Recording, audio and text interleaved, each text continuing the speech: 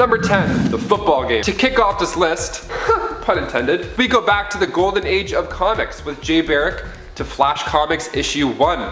So back in the 50s, the issue opens up with Jay trying to get the attention of Joan, but she's not interested, all because he sucks at football. In her words, she even says, "A man of your build and brains could be a star." Both tridents hurt. Oh no, whatever shall we do? Haha. And then in comes the super speedster just to ruin the game for the rest of the guys who've trained for like 16 years of their life to get there. And I love how happy he is too at this moment. Like he's clearly been waiting for this his entire life. Like he just flies through touchdown after touchdown after touchdown. One guy on the other team has the right idea. He straight up quits. And the game ends being 65-30. I mean, save some action for the rest of us, Jay. We warmed up for like 2 hours, come on. And before we move on to number 9, guys, if you haven't already, please give this video a thumbs up. It helps us a lot here, and it's right there. It's right somewhere down there. It's that one. It looks like a hand with a thumb. It's hard to miss. All right, thank you. Now back to the list. Number 9, Super Kids. Nothing beats a family outing. Either that means a trip to the movies or battling monsters with your super kids. That's right, once Wally West and his family returned from a fun little Speed Force trip, his kids had powers. How fun. Now, being so young, there's the Incredibles type question. Should they be allowed to be superheroes? Well, in the Flash Volume 2, issue 233, Wally comes up with the mindset that speedsters age differently, and sometimes it's hard to understand how much longer they have to live. So Wally thinks it's best to let them do what they want because YOLO, am I right? And it's a pretty cute issue, like the kids are eating peanut butter and jelly sandwiches, trying to fuel up for the fight. In the first few pages, Iris even admits that she stole the sandwich from a fat kid, so everybody wins. Those are her words, not mine. God, I should add another point to this list just for that line. What a savage. Number 8, the loop of life. Everybody has that one memory they wish they could just delete from their brain. Like maybe you were late for work and then you spilled your coffee all over your lovely flannel shirt.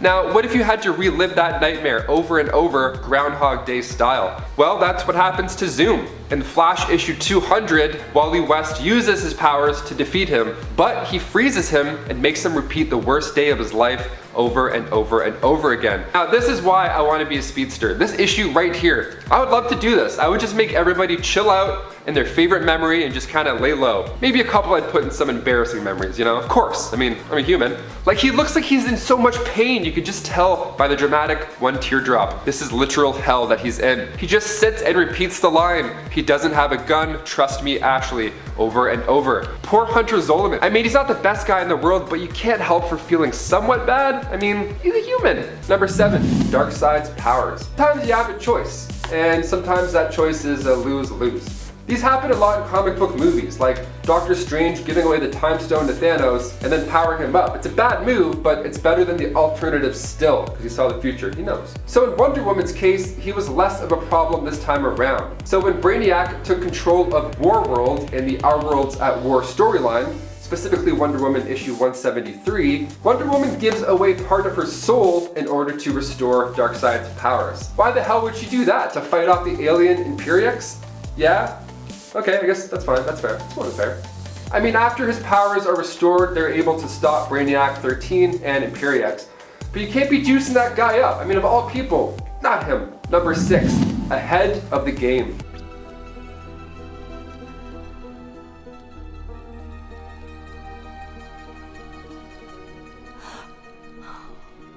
So one of the changes to reality that occurs during the Flashpoint event is when Wonder Woman and Aquaman get married. It's great. I mean, well, not really. Weddings are just fun, I guess, I don't know. I hear the song Shout and then I black out. It's so weird. This is the reality now where Bruce Wayne was killed and not his parents. So Superman is in a government lab having a not so relaxing time, and then we see Diana being saved by a sea monster from Aquaman. Ah, how lovely. A nice thing.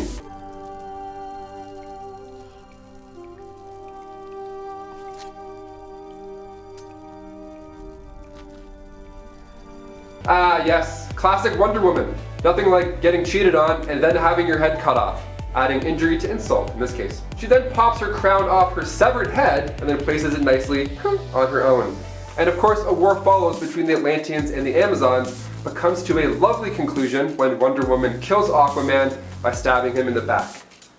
Literally. Number 5, hung up on Trevor. Okay, so the Flashpoint paradox has a good chunk of not so pleasant moments. I mean, that's the whole point. Some things aren't meant to be changed, or else you risk opening the door to these nasty other realities. like the one where Wonder Woman kills. A lot. So in the comics, we see Wonder Woman, rather Queen Diana at this point, send some Amazons to kill Steve Trevor, which alone, as I say that, just sounds terrible. But to make it even more list-worthy, the animated version is so much darker. Yikes. Okay, we see this scene in the Flashpoint movie, I'll stand up and clap. I'll do it. I'll be like, yes, you guys, someone did it. Number 4, bat for a bat. Jealousy can turn people, sometimes for the best. Like if your ex starts dating somebody new and you're like, I'll show you by bettering myself physically and mentally. Haha, I showed you. Or sometimes jealousy can make you fight another superhero because you're too in love with Batman. Either one. In Batman Brave and the Bold, issue 78, we find Batgirl and Wonder Woman going at it, all for the love of Batman. I mean, it starts off kind of cute. Wonder Woman writes, I love Batman in the sky. Hell yeah. And then this plane comes in and who could it be? Is that Batgirl? What is she? Oh, she's wiping with a lovely message. Awesome. Oh, she's writing something of her own. What does it say? Only I love Batman, Batgirl. Nice. So Wonder Woman's like, haha, okay, hold on a sec. Lasso's Batgirl. She's upset. I mean, fair. She just wiped away her message and she's like, no, I love him more. Impossible, she says. And then this is where Batgirl goes too far. She says back, nothing's impossible for you, you unhip chick. Wonder Woman ended up winning, but at what cost? Number 3, Hunted the Huntress. Now, when it comes to non-canon stories or alternate dark realities, sure, it doesn't really count as much. You can kind of put those away in your head and pretend like they don't exist. But these horrible actions are still done by our beloved heroes. It's hard to get over some of these happenings. It's kind of like when you have a dream your sibling is being mean to you, and then you wake up the next morning just angry at them for no reason. Like before school, they're like, good morning, and you're like, morning, whatever. Shut up.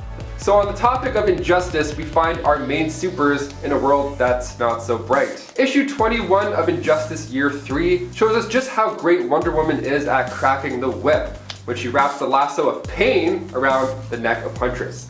And then the crack we hear is, well, it's exactly what you think. Now, she didn't mean to kill her, but I also didn't mean to wrist shot an orange hockey ball at my neighbor's parked car when I was 13. Accident or not, you're still paying the price, Buster. Number 2. Cut to the chase. With Wonder Woman 1984 getting the official go-ahead to release on HBO Max this holiday season, it's fair to look into some other run-ins with the two. One that's particularly notable, starting in Wonder Woman Volume 3, Issue 26, titled Rise of the Olympian. So we see her interrogation skills bump up a notch when she crossed paths with Cheetah. So she decides to threaten her, of course by demanding Cheetah to tell her the location of Etta Candy. Or else she'll cut her tail off. That's crazy. That's like the superhero version of a mob boss taking a finger. That's so thug. And number 1, she left humanity behind. With time jumps and time heists, superhero flicks can bring up a lot of questions during the downtime in between these films. Like for example, Cat going back in time to be with Peggy. Wonderful, so sweet. May have even brought a tear out of my eye. Maybe 2 tears, or 70 tears. But then you think of all the things that still happen in real life and you're like, really? Like he was there the whole time? I feel like he could have done something for like, I don't know, one of those horrible events. Now of course in doing so may just cause even worse things to happen, like we see with Barry Allen saving his mother, but then Wonder Woman hangs Steve Trevor, so it's like, This idea comes crawling back in now that we see Wonder Woman in modern day Justice League movies. She tells Bruce at the end of Dawn of Justice that men made a world where standing together is impossible, and left humanity for a century. I mean, again, I feel like you could have just stepped in, helped out with maybe, I don't know, World War II?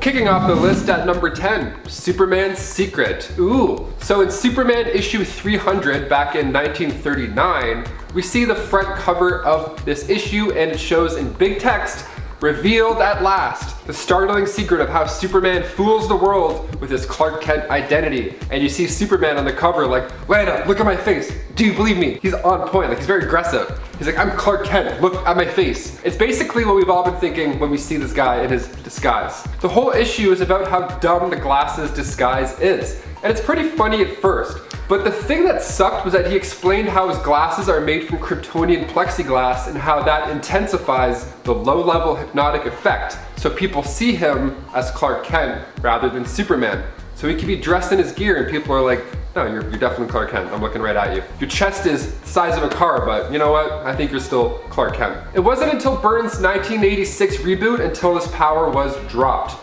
Thankfully. Because if they had kept that idea, then it would have made the comics where Bruce Wayne pretends to be Superman Pretty unnecessary. Also, if Superman has these powers in comics or movies, that would just be hilarious. It would just be Henry Cavill at the bar in his Superman gear just flexing. Then a guy pours a beer on his head while we're just staring at him in costume. That would have just been weird. That guy should have been punched out to space also. Forget about his truck being stuck in trees. He should have grabbed him and just went, gone. Number 9, One Punch Man. Superboy Prime punches through reality itself. It is one of the most talked about events in DC's comic book history, and it has fans split over the overall decision. Crisis on Infinite Earths happened and brought together all these Golden Age and Silver Age heroes into the same place. It was a move made to retcon certain plot points while setting up a brighter and certainly bolder future. So what happens when you lock Superboy Prime up in a pocket universe? Well, once he's out, he gets so mad that he punches, but he doesn't just punch a hole in the wall like your classic Kyle from high school. No. He punches through reality, creating the multiverse, bringing back the dead Robin from the 80s, Jason Todd, to life. And that wasn't the only change though when it comes to the multiverse collapsing. Like Elastigirl's resurrection, and then the other characters come back as if they had truly never died. Like we had Lynx, Reactron, Ventriloquist, Scarface, and Magpie. This punch also changed some major history with Joe Chill, which I'll get into later. The numerous versions of General Zod were also replaced by just the one version.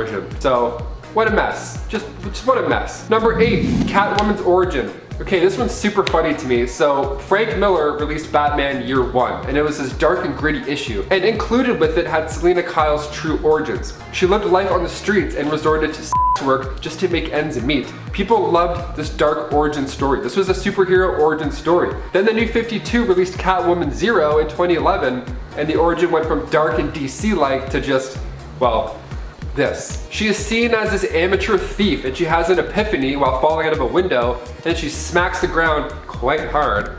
And then, out of nowhere, a group of stray cats appear and start to lick her back to life. Look at her face, getting all sticky. First of all, the sound. Second of all, the smell. Wouldn't be the best. Basically just doing what Tim Burton did, but on the page. No way. And number 7, more mind games. Yes, of course, we go back to that same issue, Flash 200, where he puts forth this amazing plan to mess with everybody's mind. So now at this point, the Flash thinks, you know what, it's probably best if everybody just forgets who he is. Not too bad of an idea. So he gets some help from the Spectre and Hal Jordan. They talk it out, and Wally figures if he mind wipes everybody, all will be good. Bang bang, boom. Well, Wally ends up forgetting who the Flash is as well, for a short amount of time. So with everybody not knowing about the Flash causes the opposite reaction. There's more crime. No speedsters in the way. Heh, let's go rob some shit. And number 6, death is cool. Flash Comics issue 1, this time it's in the shape of Jay Garrick. So Flash decides it's a smart idea to go and attack a group of villains. Now at this point it's early in the comics and he's just now buckling down with the responsibilities of his new powers. So he goes, I'll go after them, let's do it. So what does he do? He ends up in a chase with a villain named Sir Satan. Cool name. And then he runs his car off the road, literally runs it off the road. Then there he was in terrible shape in the burning car, and Jay, furthermore wanting to take on the superhero responsibilities, decides not to help but to rather just look cool. Like at least collect his teeth off the dashboard first, you know? Fix his hair, maybe ask him if he needs a band-aid or two. I get it though. If I took down a supervillain, I'd probably talk some shit. I'd do monologues. I would do like Shakespeare monologues while he's burning in his car. And number 5, Prison Break. We go now to the Flash 164 from 1987, and the cover of the page shows Flash being put in the slammer. Ooh, the Flash is stuck in this mirror dimension where he doesn't exist, so there's a lot of questions floating around for the Flash. Now, instead of using his super speed to exit the station and figure out a game plan, he super kicks everybody's ass. I mean, this world thinks that all superheroes are evil. Way to prove their points right off the bat. The Flash even says, I gotta keep my cool. No matter where I am, I'm not gonna scrap with police. And then he immediately hoofs one of them in the jaw, breaking the shield guard on his mask. Number 4, ignoring a call for help. Flash 89 in 1994 Volume 2, Wally West was involved in a civil lawsuit. The plaintiff, Allison Armitage, was injured so badly while Wally was out kicking ass that she ended up having to get her legs amputated. That's how bad this ended up. Now, as if that wasn't bad enough, she said Wally West ignored her when she cried out for help. That of course caused her injury. She wanted $20 million for the whole case. Allison's lawyer was none other than the villain Abracadabra. So Wally thinks that there's something fishy going on, and the Barry Allen Foundation made an agreement that Wally can't use the Flash outfit or persona. Quite the punishment if you ask me, jeez. You're grounded, bucko. But don't worry, him and Allison come to an agreement in the next issue, but regaining the ability to walk was not included in said agreement. Now the best part of this issue has to be the court scene. The Flash goes nuts. He's asked if he did everything he could, and he's like, I'm fast as lightning. And they're like, yes, but did you do what you could? And he's like, I'm super fast though. I don't know. And number 3, killed Reverse Flash. Flash issue 324, we have the Trial of the Flash storyline. And the cover of the issue is enough to make you want to pick it up and take a peek. We find Barry as he sets for holy matrimony with Fiona Webb. Now, leading up to what's supposed to be the happiest day of your life, Reverse Flash starts leaving creepy messages for Barry. One message literally spells out in big letters, "Guess who's gonna kill your wife again?" with a question mark that looks like a 2.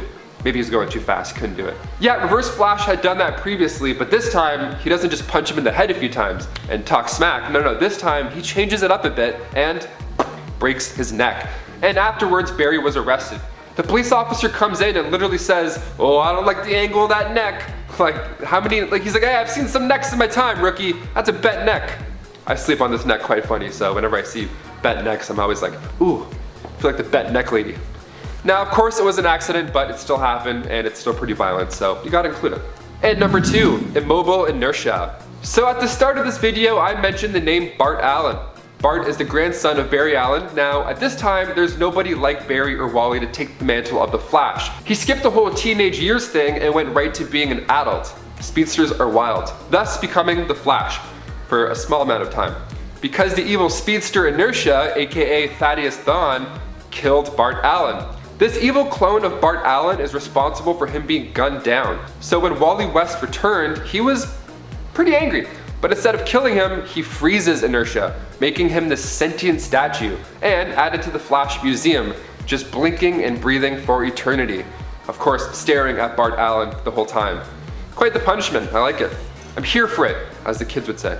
And finally, number 1, Flashpoint. One of the biggest upcoming DC movies, and for good reason, the Flashpoint storyline, where the Flash tries to go back in time to save his mother from dying her tragic death. Not a bad idea at all. I'd probably try and do that too. This story was released in 2011, written by Jeff Johns and Andy Kubert, and starts with Barry waking up with no Flash powers. Interesting. In fact, the Flash doesn't even exist. Everything has changed. His mother, Nora, was still alive. Score! And his father, Henry, died 3 years prior. Not score. Yeah, in his own timeline, his father's actually alive. He's just in jail. There's no Justice League at this point, and Superman isn't even in the picture. The best part?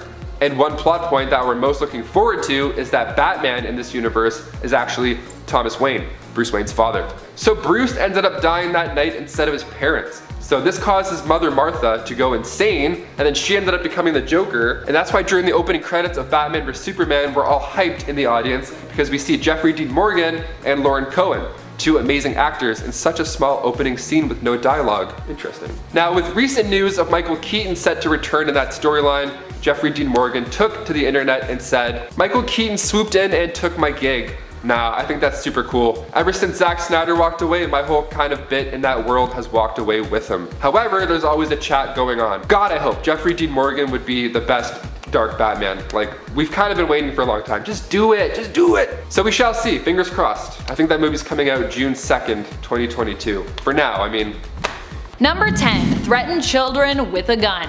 Okay, Selena was also just a kid herself here when this one happened, but that also makes it almost even worse. While thinking back to how her sister Maggie was tortured and driven insane by being fed pieces of her husband who was tortured and killed by Black Mask, she also thinks back to other times she had failed Maggie. One such instance occurred when Selena stole costumes for her and her sister. She lied to Maggie, telling her the shop owner had said that they could borrow them. What she also didn't tell Maggie was that she also had stolen a gun. The gun was real, and later in the night Selena used it to threaten some kids who were bullies and who were threatening a boy with a knife. Maggie was so upset when she found out her sister had stolen the costumes and the gun, and told Selena they should have asked a grown-up for help, as Selena could have killed someone if the gun went off. Selena dismissed her sister, saying she didn't care if she killed someone. That is cold, Selena.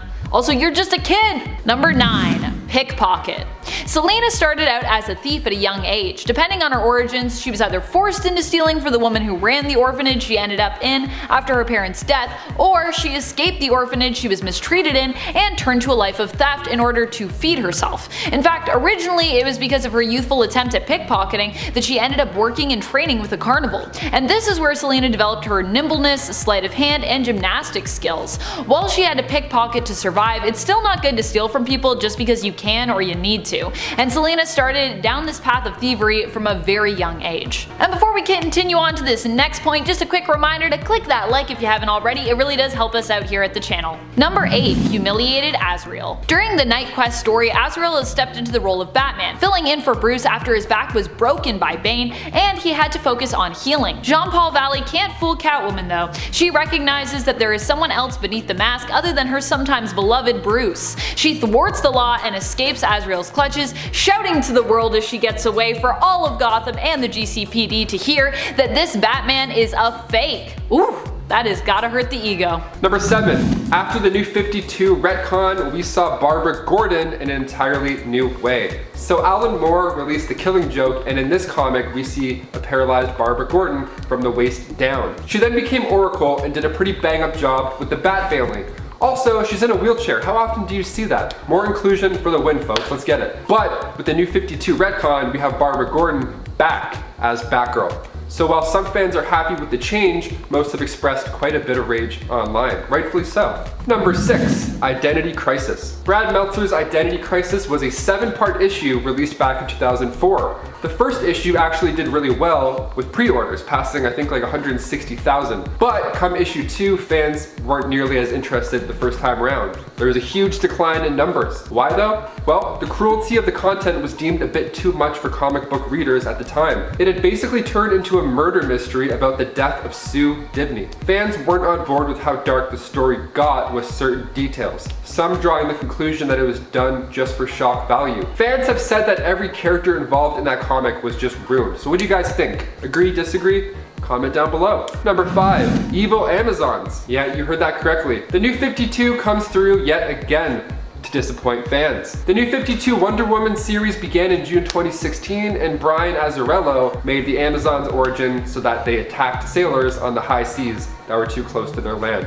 Okay, and if that wasn't bad enough, Azzarello even went so far as to make the Amazons murder these sailors and then toss their bodies in the water. And if they have any sons, well, those sons are being sold right into slavery. I don't think we'll be seeing this in the Wonder Woman sequel. I mean, maybe? Imagine if they went from like the first movie to like a band of hardcore pirates just whipping people off boats. Get out of town. The Wonder Woman Clay origin was preferred over the new stuff. These false memories that were written to her story were liked. I mean, rightfully so. Number 4. What is love? More like, where is love? Green Arrow and Black Canary are an iconic couple, or rather, were. The two have been together since their early issues in the 60s, and then the reboot came along in 2011, and they weren't lovers anymore.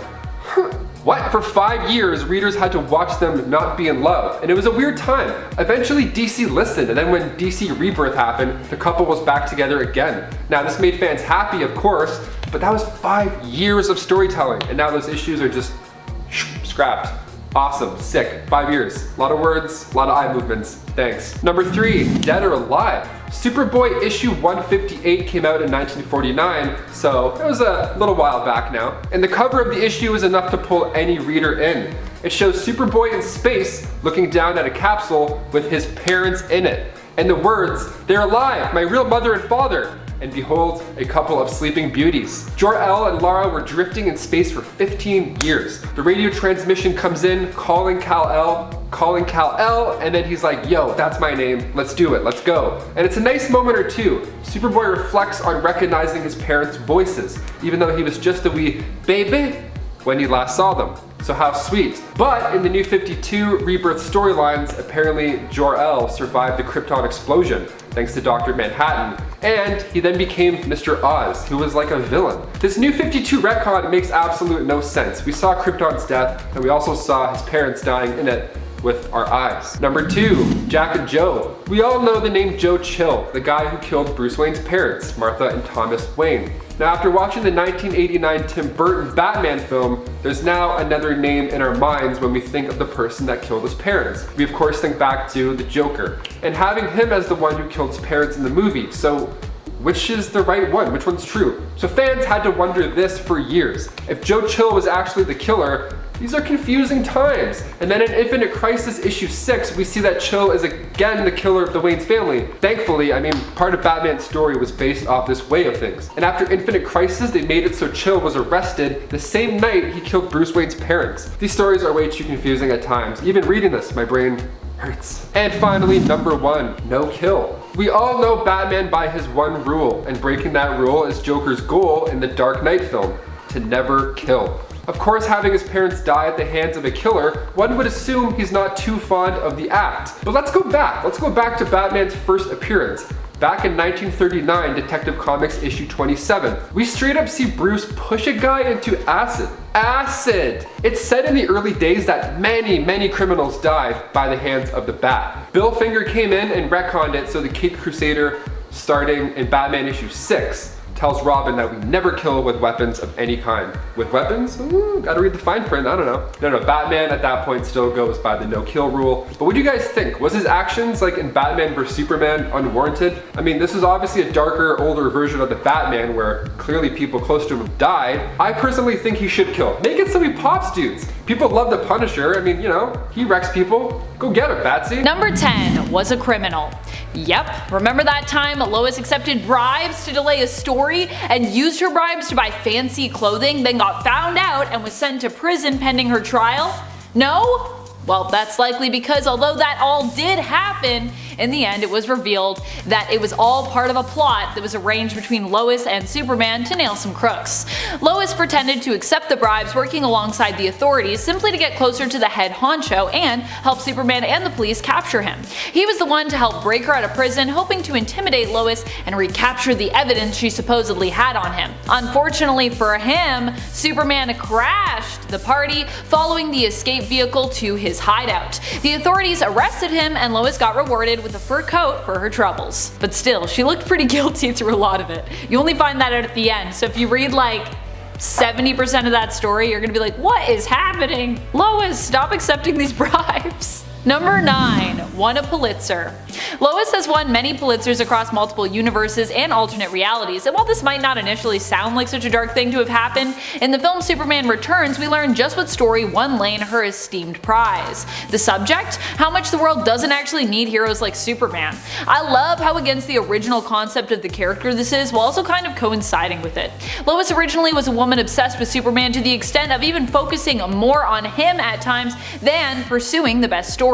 But in Superman Returns she is both fixated with Superman, but not in a lovey-dovey you must marry me type way, not with this story. The title of her piece that won her the prize was Why the World Doesn't Need Superman. Of course, by the end of the film, Lois has kind of changed her mind and writes a piece about why the world does need him. But her first piece still stands. Also, her first piece won the Pitzer, and the second one, I don't know if she won a Pitzer for that one. I think they were like, we don't like this one as much. Can you win multiple Pitzer prizes anyways? Like once you've won one, can you still win more? I think you can. Number 8, lied about her age. In one continuity, Lois was raised to be tough as nails by her military father, who had wanted sons but ended up with daughters, Lois and her younger sister Lucy.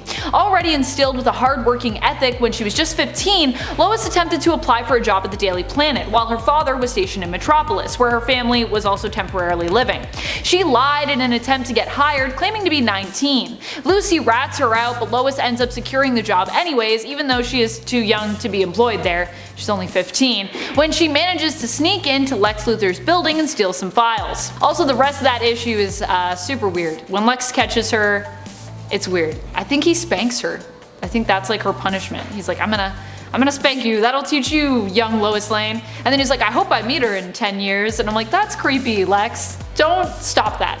Stop it. Number 7. Making her mark. Back in her early days when Selena was still putting together her costume and learning how to fight, she incorporated claws into it. On one occasion she was inspired when seeing the damage her claws could do, to leave a mark on her victims. Her calling card for a time would then become clawing the face of her enemies. Those who opposed Catwoman and lived to tell about it as such would always be reminded of her by the scars her claws left on their face. Number 6. Hellhound. In issue 36 of the 90s Catwoman series, Catwoman refuses to kill her enemy Hellhound, but instead leaves him tied up in the desert, and all alone. She knows he'll likely escape and doesn't want to kill him. Actually, refusing him death is even worse for Hellhound, who has only ever wanted Catwoman to do just that, to kill him. Hellhound believes if Catwoman kills him, it will actually allow him to be reborn as a true Hound of Hell. Alas, she never gives him the satisfaction. Leaving someone tied up in the desert, too, without any sure means of escape is pretty cruel, even if they are a villain. And while this is one of the worst things Catwoman does in this issue, Bruce also commits his own crime by having that 90s ponytail. No one is without guilt in the 90s. There were just lots of terrible things that happened. Number 5. Killed Black Mask. But I mean, come on, he kinda deserved it, right? Still, in a world where Catwoman had been attempting to be a hero, this was a big one. This was around the time that Selena had a crisis of conscience after learning her decision to become a hero had actually not been her own, but had been implanted in her mind by Zatanna's magic. This caused Catwoman to return to the dark side once more and question her alignment and actions. When confronting Black Mask after he targeted Selena, focusing on making her life and the lives of her loved ones a living hell, she decided to call his bluff and shoot him point blank in the head, killing him. Roman had expected Catwoman to come after him, but he never thought that she'd kill him, considering she was more of the hero than villain type. Boy, did he pick the wrong time to press his luck. Number 4. Earth 2. While in certain continuities this can be considered a different version of Catwoman entirely, in her early days in the comics Catwoman was much more villainous and ruthless than the version of her we've come to know.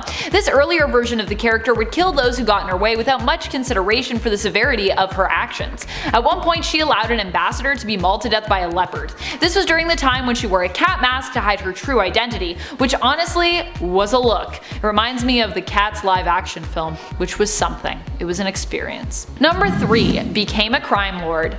For a while Catwoman actually left her mantle of the cat, becoming someone new, though equally if not more villainous at times. In New 52, Selena was revealed to be the daughter of Rex the Lion Calabrese, who was revealed to be at one time one of Gotham's kingpins. Selena reached out for advice after initially rebuking his offer to take over his criminal empire, becoming a mob boss herself. While she was a mob boss, she often looked impeccably good in suits while committing some of the worst crimes, including constant thefts and kidnapping. However, at least Selena was originally drawn to become a crime boss for good reasons. She believed that Gotham needed a sense of order and sought to stop some of the overt gang violence by seizing control. Number 2. Making out with Nightwing. During a heist no less. Also, Catwoman's depiction in this whole issue of Nightwing is something. It's very interesting. One of the most talked about shocking moments within issue 52 of Nightwing Volume 2 is when Nightwing and Catwoman have a makeout session, which obviously Selena instigates. This also happens in the same issue where she has a dream about being married to Batman. Ew, Selena, that's like making out with your adopted son. You just had a dream that you were married to Batman. What are you doing? Don't do that. Stop it. What's worse is at the end of this issue, it's all implied that this is all a part of a ploy of Catwoman's to make Batman jealous. I have no words. Number 1. Leaving Bruce at the altar. Finally, Tom King was going to deliver on a story that had felt like it had been coming our way forever. Batman and Catwoman were finally going to be married and tie the knot. They had told the Bat Kids, planned an opulent though intimate event, and the day had finally come. But while these two have always seemed to be fated to be together, Selena started to have some doubt, planted by her friend Holly Robinson. As a result, Selena ends up leaving Bruce at the altar, breaking his heart. In the end, it was revealed that this was actually all a part of Bane's ultimate plan to finally break Batman for good, and it was definitely a pretty effective attempt at starting off that process. Kicking off the list at number 10. Hush. Dr. Thomas Elliot was a childhood friend of Bruce Wayne's. Their upbringing, however, is just a touch different.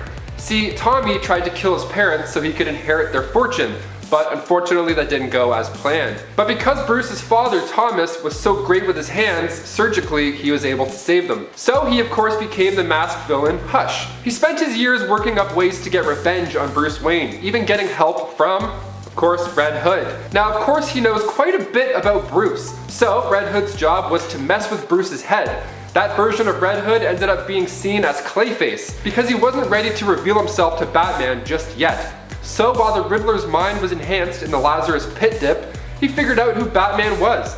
But of course Jason Todd gave him confirmation. And before we go on to number 9, if you haven't already done so, make sure to hit that like button, because it helps us out here at the studio quite a bit. Now moving on to number 9, Joker Beatdown. See, usually when a main character dies in a comic book or a movie, the rest of the film just shows the other lead gearing up for revenge. In Jason Todd's case, death was not the avenging action to make. See, after the Joker had killed Jason Todd, Batman didn't kill the Joker. Now, of course, his one rule holds him from doing that, but in this case, is it warranted? Red Hood believes so. In fact, he ended up kidnapping the Joker and torturing him, even giving Batman an ultimatum. Kill Jason, or let Jason kill the Joker. The beating itself is just beautifully awful. Number 8, Arkham Knight. Fans rejoiced when the 2015 Arkham Knight game was announced. We loved the series since Arkham Asylum, back in 2009. Wow, 11 years ago. Get out of town, I feel sick. Are we all getting old? Are we just old now? Is that it? But when it comes to Arkham Knight, this was one of my favorite video games of all time. Not even just saying that. So of course I have to include it in this list. The villain in the game was of course the Arkham Knight, who was revealed to be Jason Todd. Now, instead of dying at the hands of Joker, he was being held hostage and driven insane, eventually becoming one of the hardest villains I've played in a superhero game. So he sports the new outfit and conflicts chaos for the 17-hour gameplay. That's around 45 hours for the 100%ers. I got to like 42 hours, I couldn't do it. It was too much. The Riddler trophies? Get out of town. Who has the time? If you haven't already played it through, there's a few alternate endings. So make sure if you do play, you really try and collect everything, because those alternate endings are creme de la creme. Number 7, impersonated an actress. In the first issue of Superman's girlfriend, Lois Lane, Lois impersonated the world-famous French actress Lois Lane. She did so to get a big scoop on an ambassador who refused to meet with the press. Back in her early days, Lois was always pulling crazy stunts like this, but this time her act was so convincing and deemed so deceitful by Superman that when he found out about it, he intervened to get back at Lois. Of course, Superman was also kind of being a huge jerk in this issue, as he usually is in this comic, but yeah, both Lois and Superman are they're really always awful to one another at times in this series, as well as everyone around them. Also, Lois does a terrible French accent to impersonate LaFlamme, effectively mocking her while impersonating her. How rude. Like, she even acknowledges that it's a bad accent. She's like, I'm gonna do this terrible French accent to impersonate a real French person. That's so insulting. Number 6. Got between Robin and Batman. In an imaginary story, Lois Lane ends up dating Bruce Wayne, falling in love with him, and marrying him. Superman nor Clark Kent refuses to get in between them, as he feels that marrying Lois would actually put her in too much danger. So he's like, I guess I'll just let this happen, I guess I'm fine with it. Super not fine with it. Which is the same excuse actually that Superman feeds Lois for years in the comics, while she remains weirdly obsessed with him and marriage. She's like, marry me, and he's like, it'll be too dangerous, and she's like, okay, but you always say that. Give me a better excuse. No, he's only got one excuse. He doesn't want to marry you, Lois, get over it. This is obviously not the Lois we know today, who is a hard-hitting reporter and a more intellectual, career-focused woman. After Lois marries Bruce in the story, she finds out he's Batman, and subsequently, while she and Batman appear to be living happily ever after, isolates Batman's greatest ally, Robin. Her closeness with Bruce causes him to kind of give Robin the cold shoulder, and when the pair have their first child, it's also made apparent to Robin that Batman seeks to have his natural-born son become the heir to the Batman mantle, as opposed to his pal Robin. Harsh. Poor Robin. He's like, but I thought I was like your first son. Batman's like, you're not really my son though. You're just a kid that lives with me. Don't get too attached. Number 5. Poses as a man's dead wife. This story, in all, was pretty awful, but also Lois did help in a weird way. First of all, Lois is sent on a journalist job by Perry White to go undercover to get the scoop on a famous horror film star, Carlos Floyd, and his new wife, Edna Van Cleve III. Lois and Clark are both sent to pose as a maid and a butler, respectively, on Skull Island, where the new couple have just moved. Also, just all of these stories where they're like, we're just gonna pretend to be someone to like infiltrate and get a story because people don't want to talk to us. I'm like, this is bad journalism. awesome. Like, I don't think you're allowed to entrap people like this. However, Lois starts to suspect that Floyd may have killed his new bride while she is there, but is making it appear as though she is still healthy and alive for some reason. She dresses up as his dead bride in order to spook him and hopefully prompt him to confess his guilt. However, it turns out that Floyd actually isn't the guilty party. It was Sydney Willis, Edna's lawyer, who was to blame. In fact, Floyd had been making her appear alive in an attempt to catch the true culprit. So he was trying to actually do that with his whole thing. Fortunately, Lois also aids in this, and Willis is apprehended and confesses, but this was a pretty risky move on Lois's part. Like, she was just like, I'm pretty sure he did it, so I'm gonna traumatize this man. And I'm sure it was somewhat traumatizing for Floyd to see her impersonating his wife in the photo that he captured of her until all of this was revealed. And he found out that his wife, wasn't like a ghost trying to haunt him. Be disturbing. Number 4, ruined a space rocket launch. This is a wow one. I can't believe this happened. As I said earlier, Lois always is so determined to get that scoop. She'll just do about anything. When it comes to reporting on a space rocket, that means faking a fainting spell in order to find a way inside it prior to the launch. No one was allowed inside the rocket, but when she fainted, apparently this was the only place she could be taken to rest. Would like to question if this makes any sense. I'm just imagining that one guy at the launch site just carrying her all the way up the elevator and the flights of stairs to put her in the rocket. Like, that's a long way up you have to go, my friend. Surely there's gotta be like a car or something nearby that they could have put her in. But no, apparently the rocket is the nearest place for her to be safe. Also, you shouldn't even be putting her in there.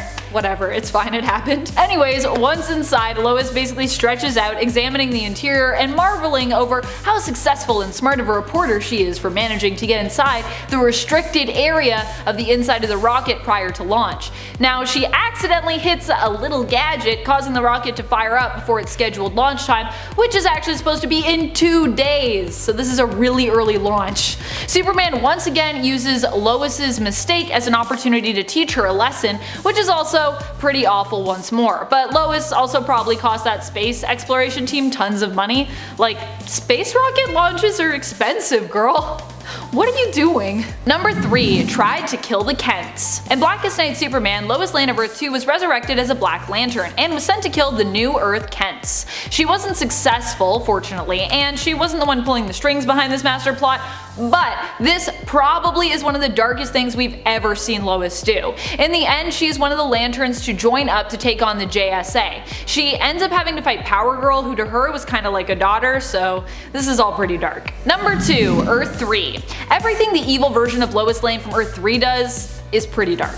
The Earth 3 version of Lois is the villainous hero, Superwoman. She has had multiple affairs and thoroughly enjoys using her lasso of submission to enslave those who oppose her, and even those who don't oppose her. She just likes enslaving people with a lasso. At one point, when she is pregnant, she tries to convince both her partners Ultraman and Owlman that they were the father, manipulating them in order to turn them against one another. In reality, the baby wasn't even either of theirs, but was actually from a relationship she had with Alexander Luthor, who was technically the crime syndicate, her league of villainous heroes, enemy. Basically, this version of Lois is all about manipulating others in order to satisfy her own selfish desires. Number 1 was racist.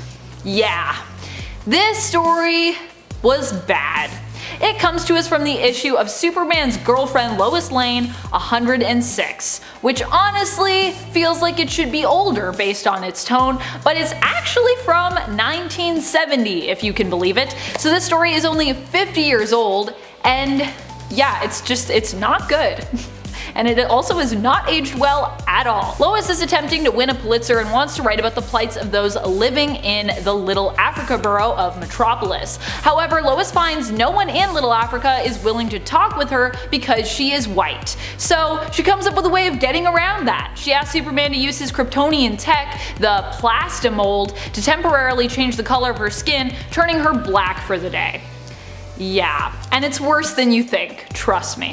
One of the worst parts of the story is when Lois asks Superman if he would still marry her if she remained black. Superman does not answer the question but follows it up instead with another question about if she's really asking him that question. An alien, a universal outsider. Is this supposed to be Superman basically saying yes without actually saying it, or is he just trying to avoid the question? Either way, it's not a good look for you, Superman. Lois also responds by calling Superman the right color Wow, just a million times yikes. Definitely the darkest timeline here. This is like such a bad story. Number 10 was tricked into making out with Ra's al Ghul. In the Batman Beyond series, Ra's ends up having to face mortality and jump ship when it comes to his body when it becomes so broken that the Lazarus pits can no longer heal him. He decides to take Talia's body for his own. Not content with being in the body of his daughter, a woman, he comes up with a plot to get Bruce's old body, which he then plans to make young again using the Lazarus pits. This plan involves Ra's posing as Talia in order to seduce an elderly Bruce Wayne, making him believe that Talia has found the secret to youth and wants to share it with Bruce so they can be together. Oh, how sweet. This plan also ends up involving Ra's and Talia's body though making out with Bruce, which was not something that Bruce signed up for, especially when he finds out, wait a minute, so when I was kissing Talia, I was kissing her dad? Ew. What? What? So crazy. Number 9. Losing his fortune. While we haven't explored the full ramifications of this blow yet, it's likely going to end up being a doozy. Everything that Batman has become was all because of his fortune, and over the years and Tynion's run, he's also become more and more reliable on his utility belt and his fancy gadgets. Batman might just be a man, but his billions have backed him up time and time again, acting as a stand-in often for his lack of superpowers. So what happens when Batman loses all that? In Joker War, Batman was targeted by the Joker and his new number 1, Punchline. He lost his money and for a while his sanity thanks to Punchline's specially formulated Joker venom. TM. This made it hard for Batman to regain control of Gotham, but not impossible. In the end, he realized he needed help and reached out to the Bat family, who helped him regain the city. After Joker was defeated, Bruce decided to let Lucius Fox keep the money as a consolation and a reward for all the years of hard work, as well as, some payment for his time being tortured at the hands of Punchline and the Joker, which was pretty terrible. Honestly, Lucius, you deserve that money. Lucius accepted this offer but told Bruce he wanted no more part of helping him with Batman. Lucius Fox was opting out of that crazy world, so if Bruce wanted to continue, he was on his own. No millions and none of Fox's fancy tech. It'll be interesting to see how much this sets Batman back and how he fights to overcome this challenge. Before we move on, just a quick reminder to click that like and smash that subscribe if you haven't already. Go on, do it, and let me welcome you to the top 10 nerd family! Welcome, welcome, welcome, confetti balloons. Number 8. Bane breaks Batman. This is a pretty terrible one, and yet it's not even the worst point, especially considering Batman did eventually heal and return from this. In Nightfall, we see Batman faced with multiple villains in one night. He's run down and tired, which is when Bane strikes, attempting to take Gotham from the Bat. In an iconic and devastatingly memorable moment, Bane breaks Batman's back, ultimately destroying him. Fortunately, Bruce would recover and return as Batman, but he would need someone to take over for a time. That someone ended up being Azreel Jean-Paul Valley, and passing that mantle on would also lead to some other problems later on for Bats. Number 7. The Last Crusade. We go now to the 2016 Dark Knight Returns, The Last Crusade, written by Frank Miller and Brian Azzarello. So off the bat, readers see Candy Forsyth and Len Wright on Good Morning Gotham. They rejoice over the fact that the Joker has been taken into custody again, but this time they look at Robin as he's just a boy.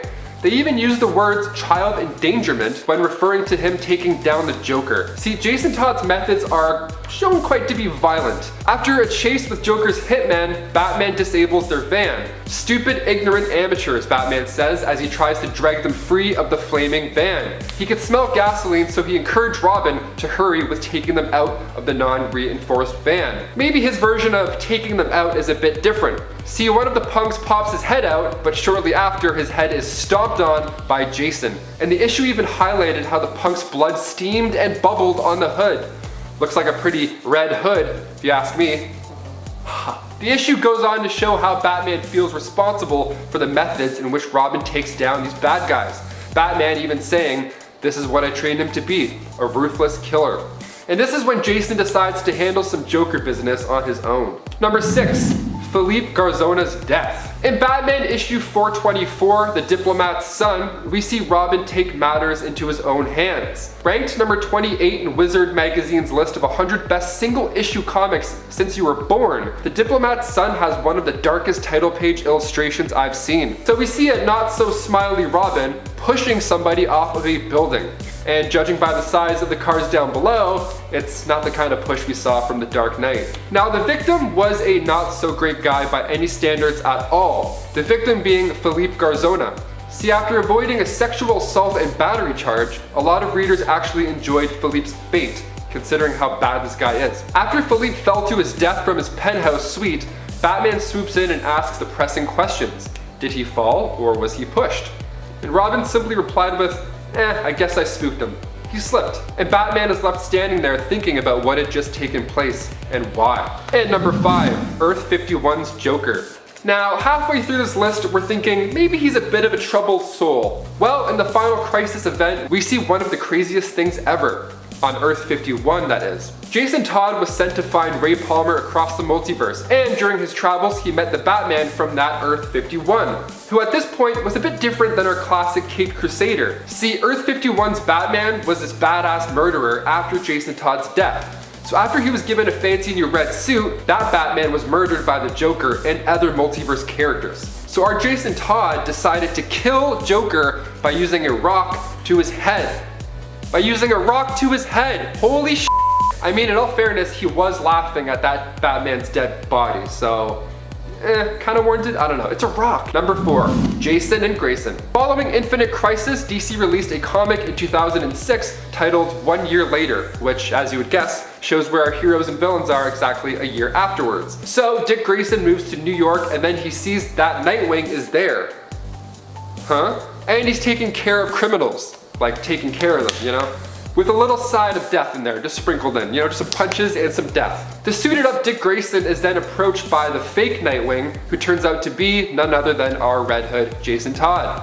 So of course they scrap it out, and Dick Grayson is knocked off a building, with Jason Todd of course preaching how much more the city of New York liked his take on the Nightwing mantle. The pair end up fighting again for the second time, and Jason Todd wins again.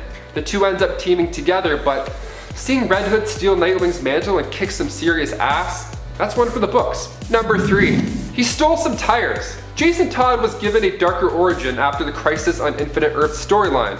This time we see him introduced to Batman as a criminal, which does make a lot of sense considering the horror stories I just told you about. So Batman catches him while he was stealing tires. Doesn't sound too bad. I mean, now's the time for winter tires to be put on anyways. No, these tires belong to the Batmobile. Yikes. So Batman wasn't too upset. In fact, he was kind of impressed. See, the Batmobile isn't an easy target. I mean, there are security systems in place to avoid a situation like being left with no tires at the beginning of a mission, which would be hilarious. This got the attention of Batman, unfortunately. Who knows, if Batman didn't catch him, maybe he would have turned out differently. Maybe he would have had a different upbringing. Just like as a petty thief rather than, you know, Red Hood. That would be a great alternate issue though. Batman's like, I'm on my way, and then he just sees this car with no tires. He's like, okay, I'll be there in like 42 minutes. Damn it! Number 2, Robin vs. Robin. Imagine getting dumped and your significant other dates somebody that's just like you but better in all the right ways. Isn't that brutal? And to make matters worse, imagine if you saw them and they were wearing your clothes. Like, what if this dude had on your hoodie? That's crazy. The disrespect. So after Jason Todd's return, he of course was not a fan of the new Robin, Tim Drake. And to show who the real Robin is, Jason decides to beat the hell out of Tim Drake. He even took down the other Titans in the process. Even though Tim may be the better detective and better trained than Jason, anger really is something else. And finally at number 1, the Poison Prison Blues.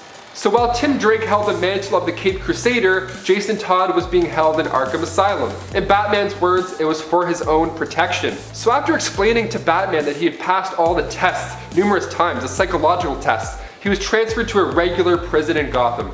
Now at this point, there's tons of criminals that want a piece of Jason Todd. Jason decides he's had enough of the incoming threats and poisons the cafeteria, killing 82 and sickening about 100 more. That's one way to take out all of your haters. Geez, it kind of reminds me of that scene from Watchmen with Rorschach. Number 10, when DC made her Russian. One of the weirdest things to happen to Selina was when she was given a random Russian origin story that never really amounted to anything. Never really went anywhere. I mean, it is possible that it was going to somehow be reworked into her ties with the Falcons later on, but in Catwoman issue 0 from the 2011 series, they definitely said Russian, and yeah, that definitely never came back up ever again. This was an origin story that was started and then was kinda completely trashed when DC's Rebirth happened. In Rebirth, instead of Catwoman having a mysterious brother and an unknown Russian origin, she returns to her more familiar origins of having her sister Maggie. It's not the weirdest origin Selina's ever had, but it's definitely up there. Number 9. Death of her parents. This is one of the worst things that happened to Catwoman because it also basically set her up for a tragic childhood. Though in retrospect, it did lead Selina to where she is now. I wonder if she would change any of her past if she could. Changing some of the most painful parts actually might lead to a different future, but would likely make her past better and perhaps her present less tumultuous. I wonder if she would go for that. Selina's mother was established as taking her own life in the comics, which prompted her father to drink his life away. With both her parents gone, and I suppose no surviving family to speak of, since no one took her or her sister in, she and her sister Maggie were both put through a foster care system, though because of Selina's behavior, she ended up in an orphanage for young delinquents. Number 8. Betrayed by an old friend. Sylvia St. Clair was one of Catwoman's oldest friends, back from their days when they were just young street kids. Sylvia ended up standing up for Selina when she was younger, looking after her, kind of like how later Selina would look after Holly. In fact, Sylvia could have inspired that behavior in Selina later on. The two became friends and partners, but the truth was that Sylvia always hated Selina, ever since she had stepped in to take Selina's place in order to protect her. Sylvia always hated Selina and held a grudge against her since that very beginning. This was only made worse when Selina left Sylvia behind to get caught in a caper gone wrong. Sylvia resurfaced years later posing as Selina's old friend with no hard feelings, when in reality she was actually plotting to destroy Selina for everything she'd done. Everything that had gone wrong in Sylvia's life, which she blamed Selina for. Number 7. Assaulted by Talia al Ghul. Talia al Ghul may love Batman, but she definitely has a messed up way of showing it. When Damian was conceived, it was not really out of love. Talia actually assaulted Bruce, drugging him and sleeping with him in order to get the child she so desired. All in all, it's really messed up. What's even more strange is it seems like the story of Damian's existence could have been inspired by Son of the Demon, where Talia and Bruce consummate their marriage consensually and Talia reveals she is with child. She later fakes a miscarriage to keep Batman focused on fighting the bad guys and avoid distracting him, but in truth has the child in secret and gives it up for adoption, realizing she and Batman can never truly be together. This story, while still messed up and awful considering Bruce, never knows of his son's fate and it's kept a secret, is still less disturbing than the one we got for Damian Wayne. Drugging and assaulting someone is very much not okay. No, no, no. Don't do it. It's terrible. Number 6.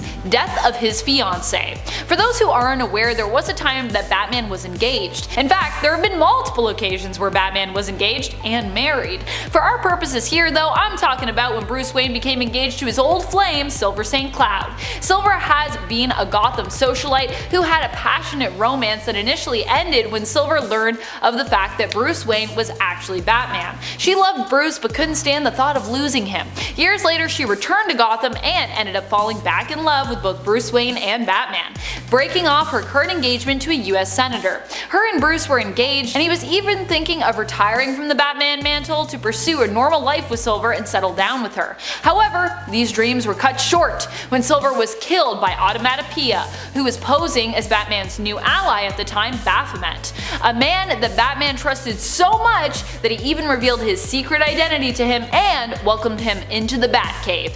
Big mistake, Bruce. No wonder Batman has trust issues, jeez. Number 5. Failed Barbara Gordon. One of the hardest failings for Batman was when Barbara Gordon and her father, Commissioner Gordon, were successfully targeted by the Joker. Caught unawares, Babs found herself shot through the spine and paralyzed as a result of the attack. She was assaulted and tormented by the Joker, who took pictures of her in pain and undressed for the purpose of making her father insane. This all happened in Killing Joke, and though not all of the events of that story are canon, Babs' pain and becoming paralyzed were made canon. Batman has always felt awful for what happened to Barbara, has never really blamed her, and if anything, himself feels more guilty for the fact that he wasn't able to protect her. Number 4. Death of Jason Todd. The loss of Jason Todd hit Batman hard. And who is to blame? Those who voted for him to be killed. It's your fault. Well, actually, it might not be your fault. You might have not been alive, or you may have not voted. Anyways, some people don't even believe the vote was real still, that it's all a conspiracy. And yet, I digress. Why this was so hard for Batman was because Jason Todd, of course, was both his ward and his Robin. Though the two had a falling out previously, Batman ended up teaming up with Todd once more to help him find his birth mother. Although they found her, it was revealed that she was involved in a plot with the Joker, which ended up resulting in both her and Jason's death. Batman would never forgive himself for what happened to Jason, and when Jason returned from death, it was made evident that Jason likely wouldn't ever be able to fully forgive Batman either. He's like, I died because of you, because you didn't save me. Which, you didn't save him, so I guess sort of fair. Number 3. Death of his parents. Obviously, one of the worst things to happen to Bruce Wayne happened early in his life and would have to be the death of his parents. Without them dying, he wouldn't be the man he is today, for better or for worse. It's actually an interesting thing to imagine a world where Bruce gets to keep his parents and grows up normally. Would he still grow up normally? I wonder. The death of his parents tormented young Bruce so much that it, along with the freak encounter with the Bat, inspired him to become the masked vigilante known as Batman. So in a way, it's this trauma that has led to so much of the other awful experiences that Batman has suffered through, countless physical injuries, as well as mental and emotional turmoil.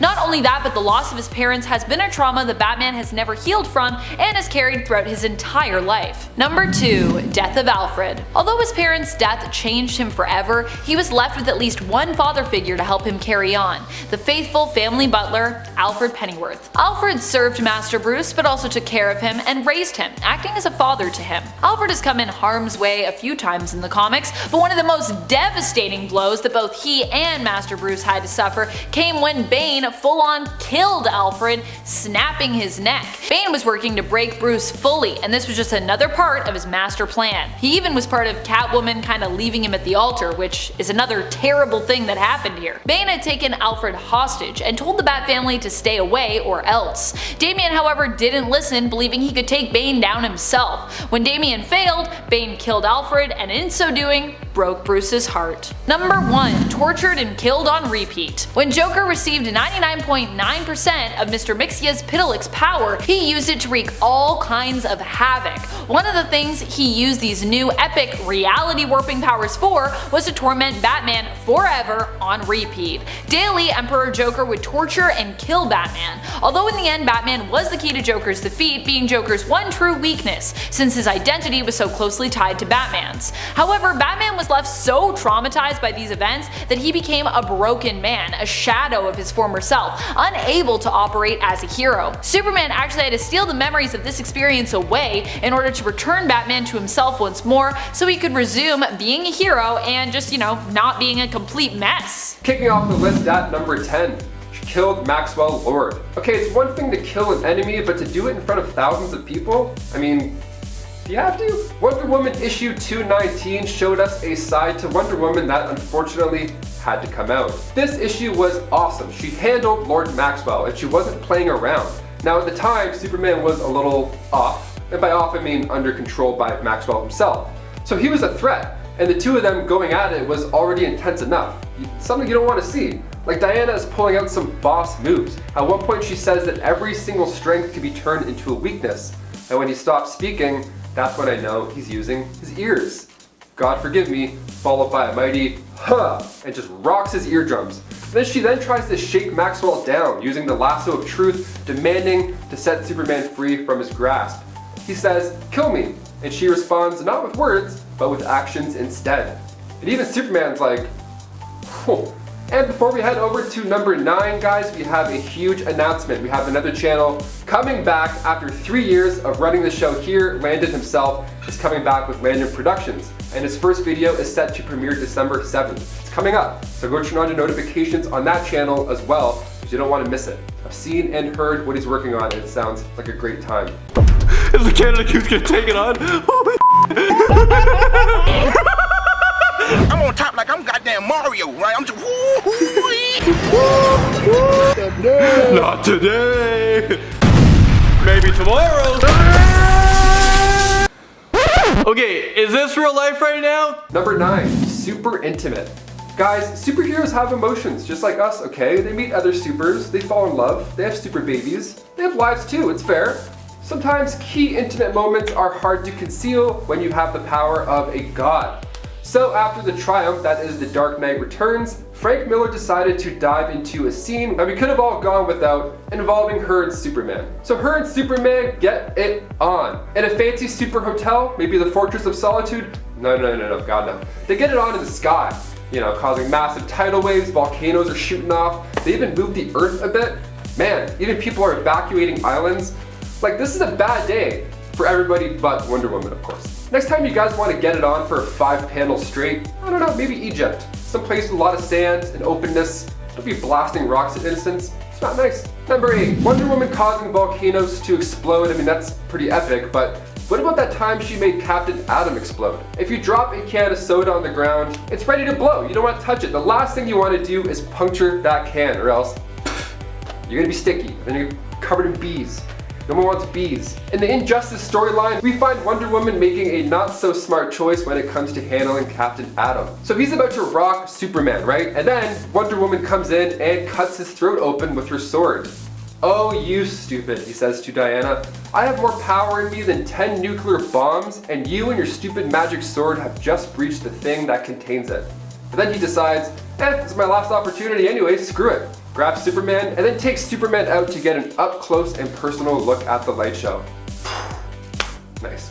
Number 7, East End Community Center destroyed. Catwoman's area of Gotham, in terms of her having a neighborhood that she most looks after and thinks of as her home, would probably be the East End. One of my favorite neighborhoods in Toronto is actually our East End, so I feel like I'm kinda on the same wavelength as Selena, although I doubt Toronto's East End is as crime-filled as Gotham's. I feel like, yeah, Gotham's probably filled with crime everywhere really, crime in every crevice. Catwoman became the anonymous donor for a community center that she built in the East End, and was happy to celebrate its grand opening alongside friends and her long-lost sister Maggie, who she had recently reconnected with. Unfortunately, her old friend Sylvia St. Clair, who also attended the grand opening, had more sinister motives, and working alongside Black Mask made sure the grand opening ended up on an explosive note, blowing the building up later that evening. Before we move on to the next point, I just want to say thank you so much for being here, and if you love us as much as we love you, be sure to show it by giving this video a thumbs up. Number 6, Zatanna manipulated her mind. One of the worst things from Catwoman's point of view was definitely when she learned that Zatanna had taken away her freedom of will. This was revealed to be something that had happened earlier on when Catwoman had basically stopped her criminal ways. Selena had always believed it was a decision that she had made, but then Zatanna revealed that she and some of the Justice League members had actually kidnapped Selena and influenced her to become good, with Zatanna wiping her memory of that ever happening afterward. Zatanna gave Catwoman her memories back, seemingly undoing the alignment reversal spell that she had cast years ago. Now Catwoman was left questioning who she was and what decisions in her life had actually been her own. Extreme identity crisis. This also led to Catwoman doing a bunch of bad stuff, so yeah. Number 5, her best friend died. Holly Robinson is known for being one of Selena's BFFs in the comics. She's been portrayed a few different ways throughout the years, but one thing usually stays the same no matter her role. She's always a good friend to Catwoman. New Earth Holly was friends with Selena ever since they were kids, growing up together on the streets of Gotham. Holly was a young runaway who ended up running into Selena, who was 4 years older than her. Selena took Holly under her wing, adopting her as basically a younger sister, and taking it upon herself to look after Holly. Holly is also usually the one who takes over as Catwoman in the comics whenever Selena chooses to step down. New Earth Holly, however, also ended up losing her life when Selena entrusted her with a package, with a brooch. Holly chose to give it to her husband for safekeeping, which was ultimately a really bad move because she was double-crossed by him. Catwoman, knowing something was up, hurried to save Holly, but it was too late. There was an explosion that decimated Holly's home and killed Holly in the process. Holly died in Catwoman's arms, and it was really sad. Number 4, Black Mask tortured her sister. Not everyone may know that Catwoman has a sister, but you know who does know? Black Mask. And at one point, he used this information to torment Selena by tormenting Meg, Maggie, Selena's sister. In turn, to torment Maggie, he tortured her husband in front of her and then made her eat part of his corpse. Roman Sionis then attempted to torture Selena in Maggie's place, agreeing to let her go in exchange for Catwoman. But fortunately, Selena in reality had other plans for Black Mask and managed to avoid a slow and painful death. However, Maggie lost her sanity in this attack against Selena, and Catwoman would always carry the guilt of what had happened to her sister. Super sad. And then Maggie hated her forever, all because of that. Which, I mean, fair, that's a pretty traumatic experience. Number 3. Murder. On Earth 2, Selena Kyle and Bruce Wayne actually end up finally getting their happily ever after, or so it seems, initially. Selena makes amends for her criminal ways, claiming that she had actually only behaved so badly because she suffered from partial amnesia, which a brick to the head seemed to fix. Yeah, that's definitely the weirdest origin, I think, for Selena ever. Oh, I wasn't really a criminal, I just had amnesia. She renounced her criminal life and gave it up, falling in love with Batman, who reveals his secret identity to her. The two marry and have a daughter, Helena Wayne, the other version of Huntress that you might be familiar with. But it doesn't stay a happy ending forever. Unfortunately, Selena is pulled back into the criminal lifestyle when she is blackmailed by one of her former goons, Silky Cernak. During a fight, Catwoman was fatally shot in the chest and fell from the 4th story of a building to her death, leaving her loving husband Bruce and her daughter Helena surviving her. Number 2. Had her heart cut out. This is also just such a strange story, but here we go. While Catwoman may be able to take Talia al Ghul on in a fight one-on-one, apparently she was no match for Batman villain Hush. Her fight with Hush ended with her being stabbed in the stomach and then rushed to a hospital where Hush had Catwoman's heart removed. He kept Selena on life support though, so she wasn't dead, and when Batman found out, he rushed to find Hush and recapture Selena's heart. He rushed to find Hush. That's a thing I said. This is one of those stories that is so insane, it could only take place in a comic book, especially when Mr. Freeze gets involved. Number 1. The 2004 Catwoman movie. One of the worst things to happen to Selena Kyle by far has got to be the early 2000s Catwoman film, which was extremely loosely based on the character from DC Comics. It's pretty unfortunate too, as with Halle Berry playing Catwoman, who admittedly is known for being a talented actress and was huge in the early 2000s, in the right hands this film actually could have been good. Could have maybe even been great. However, what went wrong here is the studio got way too involved with changes.